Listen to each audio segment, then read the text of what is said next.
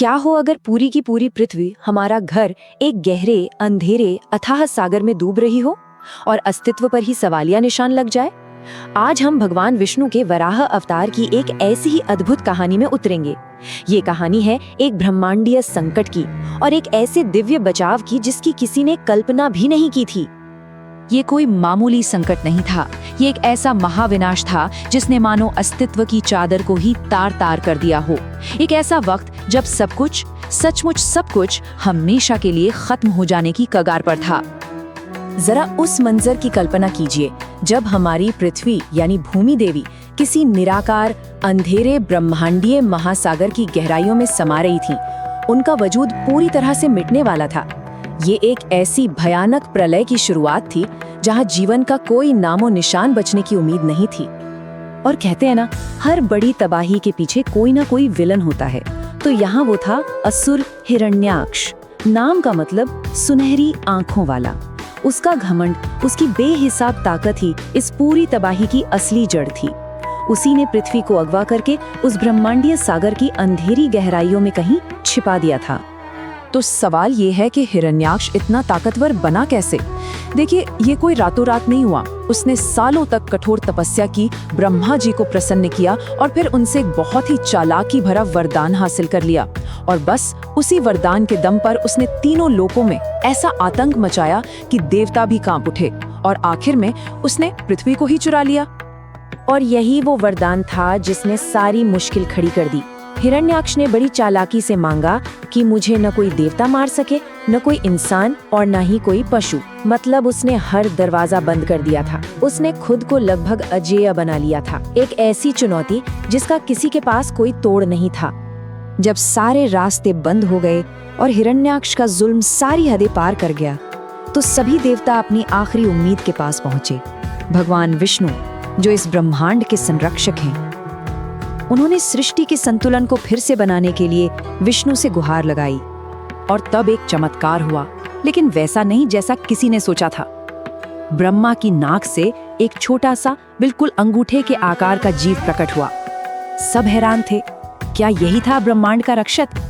पहली नजर में तो ये बहुत ही मामूली, बहुत ही छोटा लग रहा था, लेकिन पलक झपकते ही वो छोटा सा प्राणी एक विशाल, किसी पहाड़ जैसे आकार में बदल गया।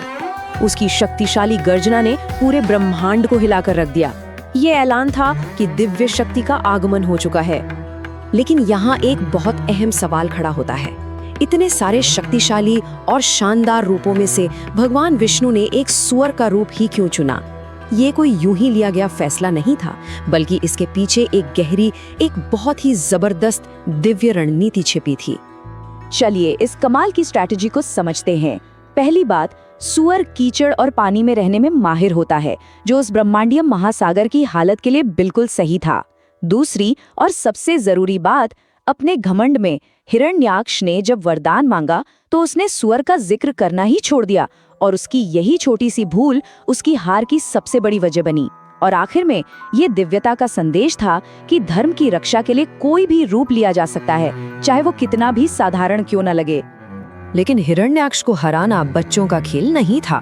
दोनों के बीच एक ऐसा भयानक युद्ध छिड़ा जिसके बारे में कुछ ग्रंथ कहते हैं कि वो 1000 दिव्य वर्षों तक चला। सोचिए जरा, 1000 दिव्य साल। ये इस लड़ाई के विशाल पैमाने और इसकी मुश्किल को दिखाता है। और आखिरकार उस लंबे और भयानक युद्ध का अंत हुआ। वराह ने एक आखिरी जोरदार वार से हिरण्याक्ष का वध कर दिया और उसके आतंक के राज को हमेशा के लिए खत्म कर दिया।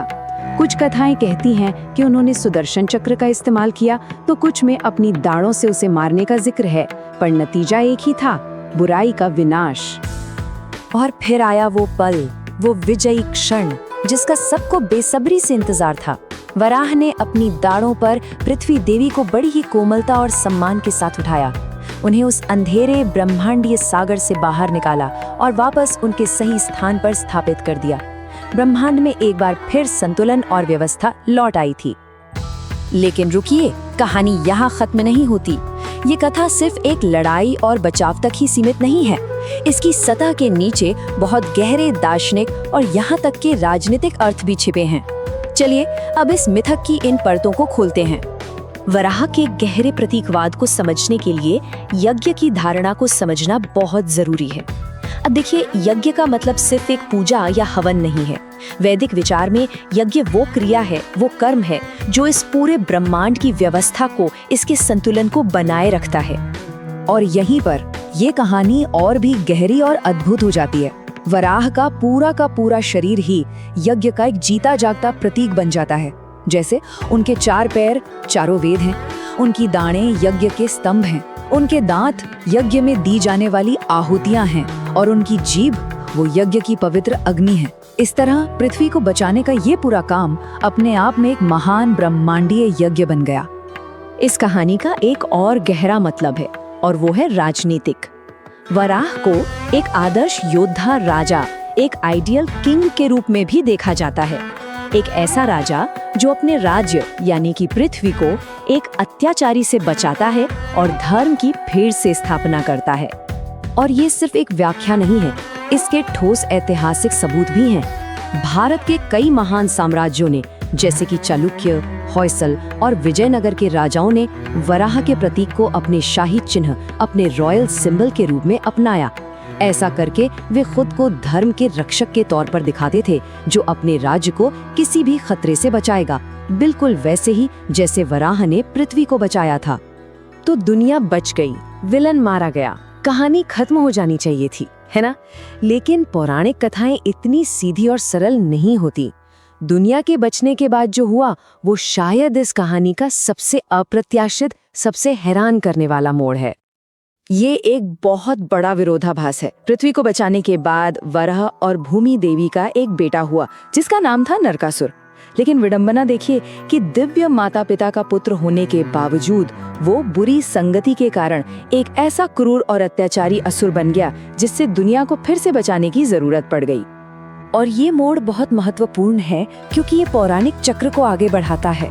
नरकासुर का आतंक इतना ज्यादा बढ़ गया कि उसे खत्म करने के लिए भगवान विष्णु को कृष्ण के रूप में अगला अवतार लेना पड़ा।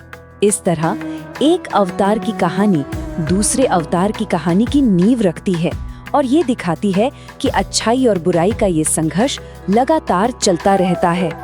एक और दिलचस्प बात यह है कि वराह की ये कहानी समय के साथ बदलती भी रही है। अलग अलग ग्रंथों में इसके अलग अलग वर्जन मिलते हैं।